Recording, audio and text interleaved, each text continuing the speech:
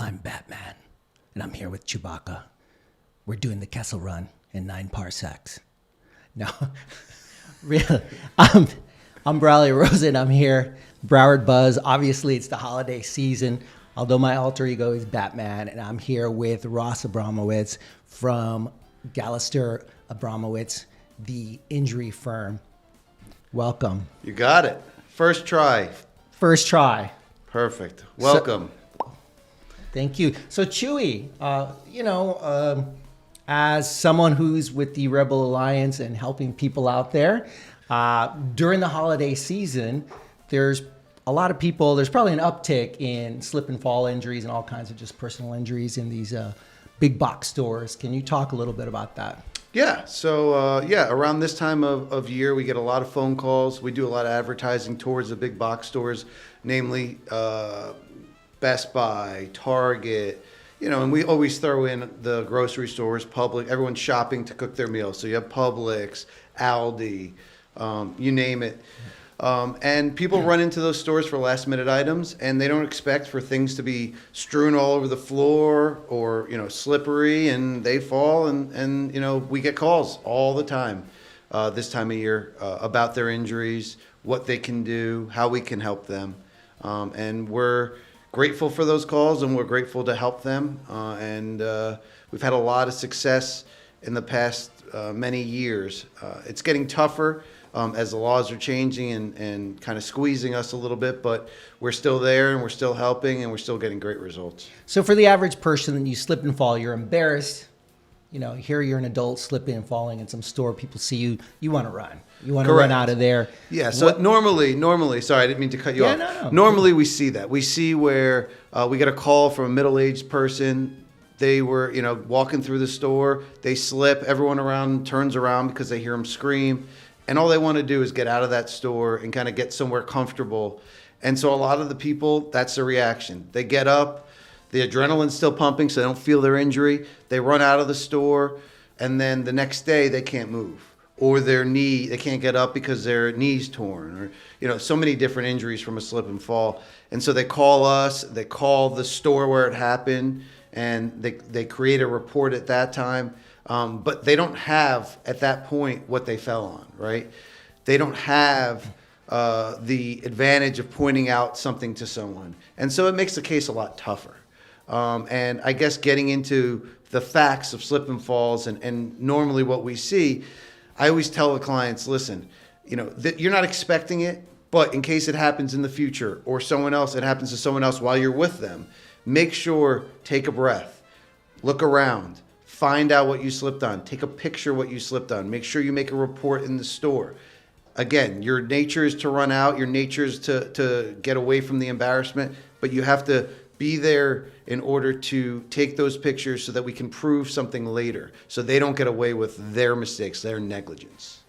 So what are the kind of things, obviously that's great advice on taking a picture, try to compose yourself, even though it's difficult, take a picture. What are some of the other thoughts that people need to think about when they're going to come see you? What are the types of questions that they'll be having to be prepared for? Obviously time of day, it's everything thinking back to the incident. Time of day, where were you located? Obviously, if you're running out of there, you might not remember exactly where it is. But that plays a big part of it, because if it's by an aisle where there's a station that the employees, hang out at, or that's where they're manned, they should maybe have seen that. Or if it's in an aisle that's frequently run back and forth, they should usually sweep that every so often. Every store has their handbook, and there's certain manuals that are kind of standard as to those things. So you really need to know where exactly it was, because that will play a significant part in determining down the road if we're going to have a successful case or not. So obviously pictures are the most important thing, and making the report and knowing what the substance was or the object was is the most helpful. But if you don't have that, at least location and time, those are very helpful in moving forward with a case. What kind of obstructions or items that cause falls? What do you find more often happening in these big box stores? Great question. So I guess we can start with supermarkets, and then we can move over to like the places that sell gifts and items like that. So supermarkets, what we've seen a lot of is the flooring. So there's many supermarkets out there that use a certain type of flooring, and that flooring is known across many articles and many studies as not proper flooring. And some of these big box store supermarkets have come out and said, yeah, we understand that that flooring might not be proper when there's water on it or some other substance on it, but we're going to keep it there because it would cost more to change it, and we're just going to eat the cost of the litigation or the cost of defending some of these cases. And, you know, that really irks me because so many elderly people or even young people, elderly because it's harder for them to get over something like that. You know, they walk in there not knowing that, and next thing you know, they're in the hospital. I mean, it's often shiny linoleum or something like that. Correct. Yeah, it has a specific name, which I'm not going to get into. But yes, exactly. You noticed it. So if you notice it, you know that there's something wrong with it and that they don't want to change it. I mean, any kind of moisture, and it has a tendency to be very slippery. Slippery, correct. And, you know, you see that in the vegetable aisles. You see that in, you know, random aisles that have liquids. You know, we had a case against where a Red Bull can was punctured and it was on the floor and the lady came by and slipped. And, you know, I can go on and on about that. But yes, that's a big part of like the grocery stores. They happen to have this type of flooring and they just, you know, they say, okay, it doesn't make sense to change it, so we're just going to deal with it. Right. And then you move into the stores, the other big box stores where you go to buy the gifts. And the problem with those stores is they just can't keep up with how many people are coming in on an hourly, on every minute in order to buy these things and get out of there. So stuff's strewn all over the place, right? You go into one of these stores and there's gift on top of gift on top of gift. They fall off the shelf onto someone's head. Or someone's like, one of their kids is running through the aisles and throwing it on the floor, and they don't have enough employees to pick that up. Next thing you know, my client's coming down and they slip on, I don't know, a world map that's flipped over. Or they slip on, or they trip on a ball that's kind of rolling down the aisle because, you know, someone left it there. We see that all the time. You know, I noticed like back in the day, was before COVID, let's go there.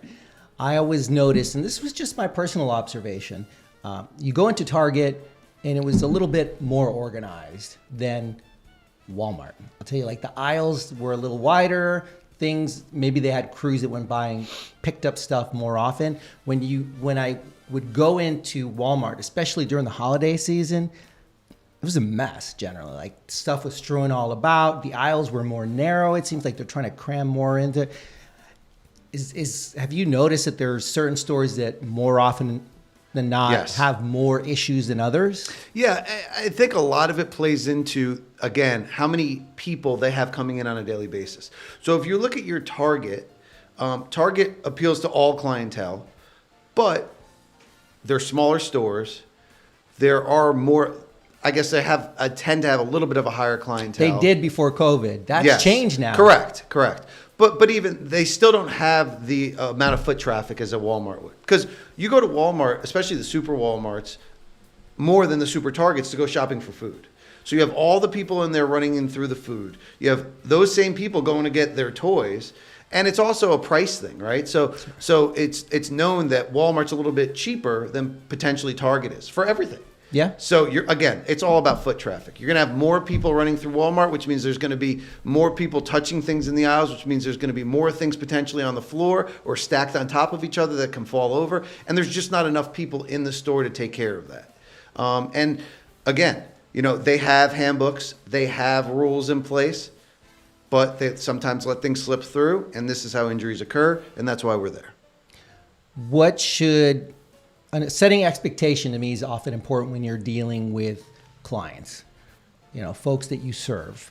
What are the types of things that people should think about that have been victimized this way or been hurt, that they could potentially be compensated? Because I think the average person will get hurt and think they really don't know all the different areas of where there might be compensation. And I guess there'll be percentages. It could be for loss of income, emotional stress. Yeah. I don't know. So what are the areas? So when you obviously suffer a slip and fall, a lot of so it's a little bit different, I guess you could say, than a car accident. Obviously, we're a personal injury firm. We handle car accidents. We handle slip and falls.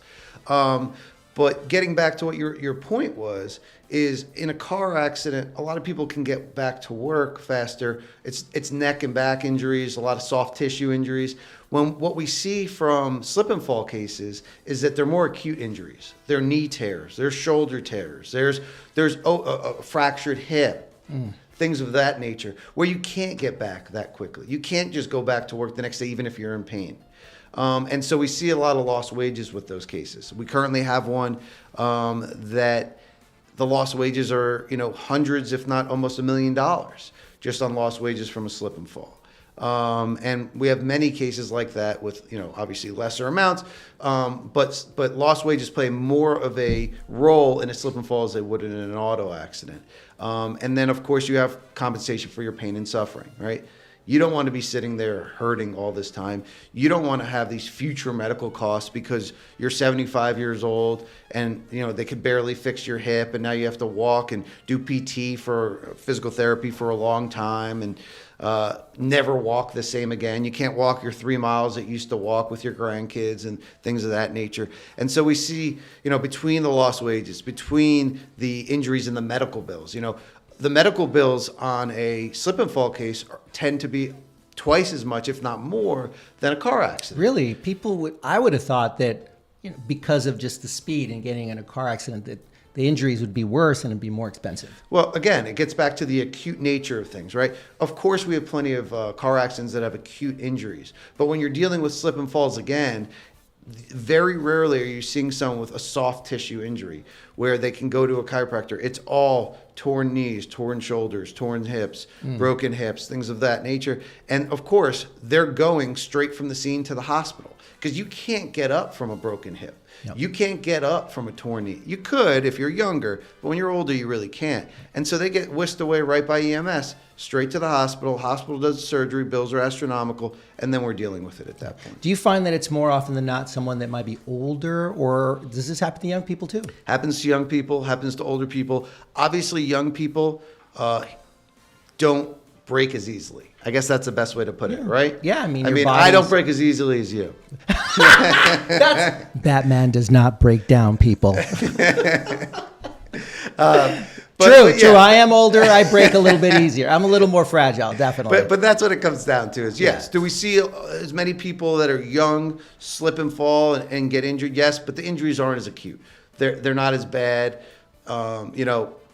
Older people they don't lift their feet up as high as younger people do. They don't have as right. the balance as much as a younger person does. So yes, we do tend to see more of the older people, but the younger people also, it's just a matter of that they don't have the acute injuries.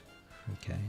So I know you really care. We've talked about this on a few occasions already about your clients, and you've built a firm that really is there to serve the average guy, the average Joe, people that otherwise may not get service. So talk a little bit about that, your firm, and how you have more attorneys and paralegals, and how you also end up helping folks in other types of issues, legal issues, just because suddenly you're assisting them in some kind of personal injury. Great. Okay, so that was a bunch of different things, but I think I wrapped my head around it all. So I'm going for Batman is Chewbacca has it all in there, so we're good to go. Okay. So I guess a little bit about my firm. I probably should have started off with that, but let's jump in right now. Yeah. So our firm currently has 14 attorneys, somewhere around 35 to 36 employees, and we're usually the firms have more paralegals or high paralegal and lower attorneys. We take a different model. And one of the reasons we take a different model, like you mentioned, is because we take a lot of cases that a lot of firms either deny or a lot of firms send our way because they're not interested in them.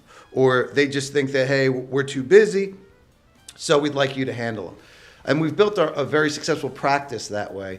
And because we have more attorneys, those firms feel comfortable with sending it our way because they know that it's going to get the proper attention and that the client that they're sending over isn't going to call them back, isn't going to say, hey, I haven't heard from this firm in a while. No, they're going to not only hear from the firm, but they're going to hear from an attorney at the firm. And that attorney is going to work up the case properly from the beginning. And they're not going to hear anything until a successful outcome. And so that's how we built our practice. And not only do we do it that way, but we also go the extra mile. You mentioned helping outside of the realm of personal injury. And we have a case, I could think of one right now, where an elderly lady, she came to us because she had a fractured leg, a couple of other injuries, and of course we jumped into it on the personal injury side. And then we found out that her homeowners association was taking advantage of her. And basically putting her out on the street, even though she owned the apartment, and what they were doing that caused the injury, it was their fault, and they kind of were trying to blame it on her and saying, "Hey, you need to figure this out." And so we went through the steps. Wait. She got injured in her complex? She got injured in her condo because they brought in a bunch of workers to do work on a pipe because of the negligence of the condominium. She gets hurt there and they want to throw her out of the condo? They want her to fix all the stuff that they ripped up that caused her to fall. That's crazy. This is reality. HOAs are a special type of being. And I mean, I'm sure you see articles all the time about crazy things that HOAs try to get away with. And yeah. I mean, even money laundering now apparently is a thing that HOAs do. But getting back to it, this lady came to us and it kind of fell on my desk, ironically. And I said, we need to help her. Like, she has a broken hip. They're trying to kick her out of the hospital. She can't go into her apartment because it's all, it's ripped apart because of the association. And we were able to get her into a home in order to get better while they were fixing the apartment. And we were able to get the association to fix the apartment, to pay her to fix all the things that they took apart. And now she's back in her apartment. We haven't figured out the personal injury side yet, but we know that she's living comfortably in her apartment, and it wasn't on her dime. Goodness, we're going to have you come back at another time to discuss HOAs and some of the devilry that they do. So much fun. Sitting through an HOA board meeting, there's nothing like it. So, Ross, during the holiday season, do you have any recommendations for people to try to stay safe in big box stores? Yeah, I mean, like I said, always just keep in mind, it's like anything else. A car accident, slip and fall, you're in the moment. You're in pain, but you don't realize it because your adrenaline's running. Slow it down. Take a look around. What caused you to fall? What caused this to happen? If you can, get a picture of it. If you can, make a report. Obviously, you want to run. You want to get away from the situation. But it's the most important thing just to keep all the details that you can. Write them down. Notate them in your phone. Everyone walks around with a phone. Just make sure you have it, because that's going to be the key to a successful outcome at the end of the case. And to hold these people accountable for the profit that they're making on the year in, I guess, what's the word I'm looking for? At the disadvantage of safety. Ross, best hero in Star Wars, best villain in Star Wars. I'm not even a Star Wars fan. You're not even a Star Wars? No, this wouldn't fit on you, so I gave you Batman. I like Batman a lot more.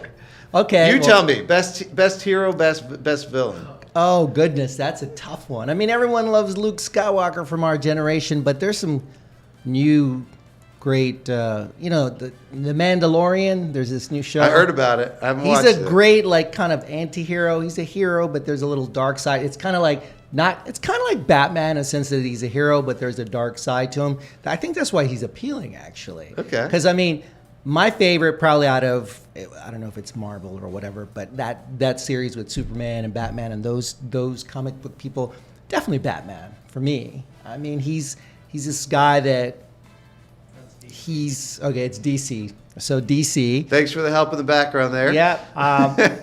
Definitely Batman. He's the kind of guy that kicks butt, and he's got a dark side, but he's more good than bad. But sometimes you need someone that can be almost as bad as the villain to win. Correct. And lately, the people playing Batman, or Christian Bale, I guess, really, he was good. Has been excellent. Yeah.